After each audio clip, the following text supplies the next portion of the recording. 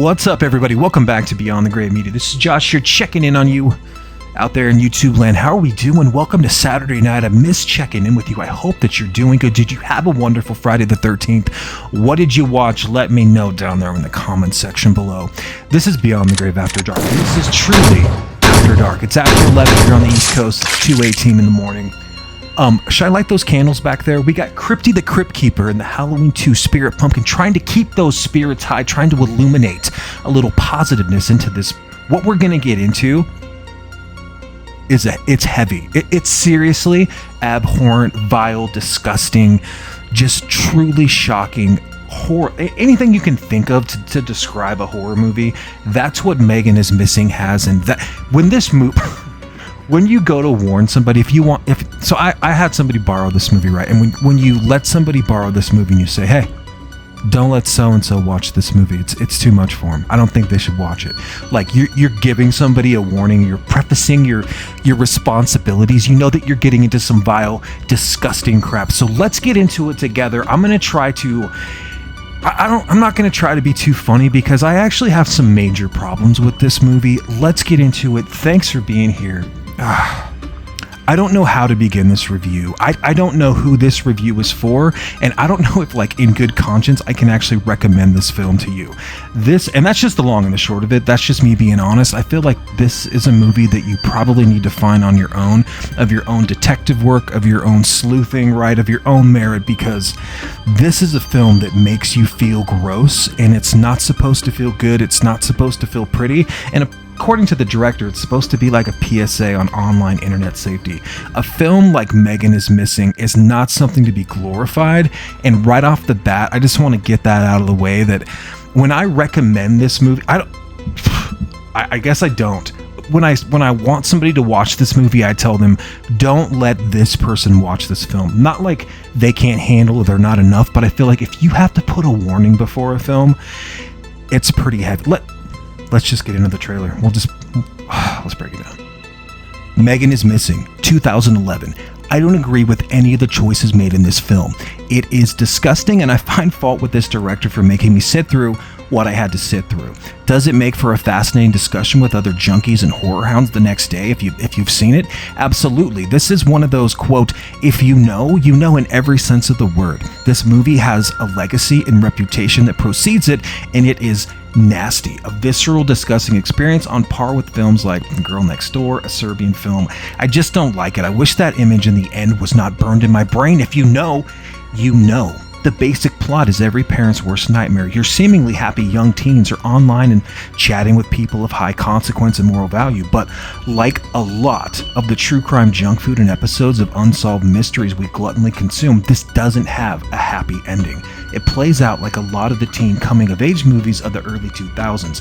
Angst and party-centric in the beginning, then the narrative quickly shifts into something like Dateline NBC, and those same girls and those same friends who are using the internet and sharing their lives and parties and locations are suddenly missing, and that party is over. Just about the 45 to 60 minute mark is where things become really violent. In fact, the last 22 minutes of this film scarred me.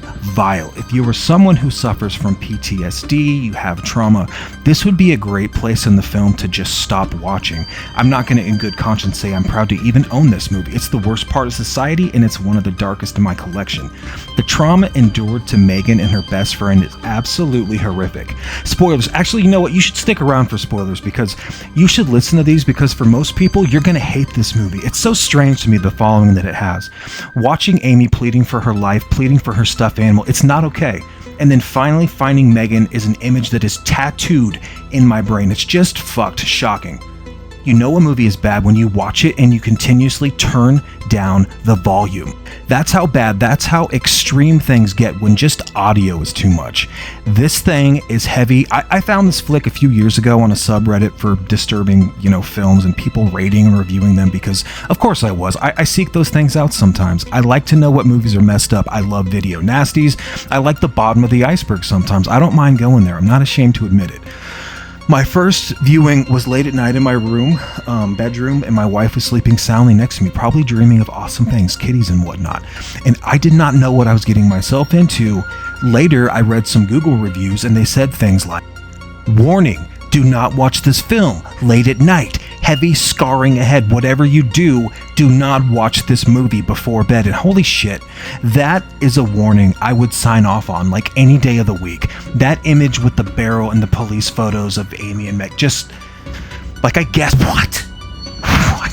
Not a lot of movies have that effect. The first time I watched 120 Days of Sodom, parts of Poughkeepsie, The Girl Next Door, Kill List, Serbian Film, Centipede 2, it's hard to do, and this one did it. It had enough shock value in spades. What I hate about this movie, though, is that it feels exploitative. It feels like this story is meant to teach viewers a lesson, but the sheer amount of torture and violent imagery, it's pretty damn disturbing, and I feel like the director champions this PSA of online safety and the dangers of social media, while also being super hyper focused on sensationalizing the abuse. And I don't know, man, this guy just chooses to zoom in and out on stuff with these girls that it just doesn't feel cool. It doesn't make you feel good. It's not for me. I felt like this dude was just creepy. This is one of those true horror films that kind of got to me. And is that the point? It's a horror film after all, and isn't that what it's supposed to make you do, is feel some kind of way? Well, it is. And the way that it makes me feels it's absolutely gross, dude. Gross and shameful. God help us. This thing is rough. That I don't even know where to go from here. I initially wanted to cover some of like the more shocking and controversial films in my collection, and this one is like a big time player in there. Fuck.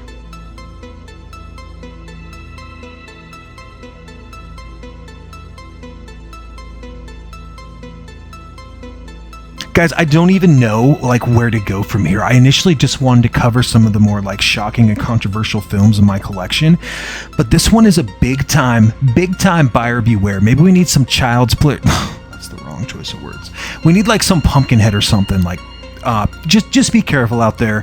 This movie probably isn't for you, and it's here to remind you of that. Stranger danger, 100%. You know a film is bad when you warn somebody, so make sure you watch it, and if you do watch it, make sure you're alone. Someone's going to hate you for making them watch this. So I am here to say, though, that I am pro ownership of physical media. I am pro collecting films like these, because what's going to happen, I'm surprised you can even rent this film.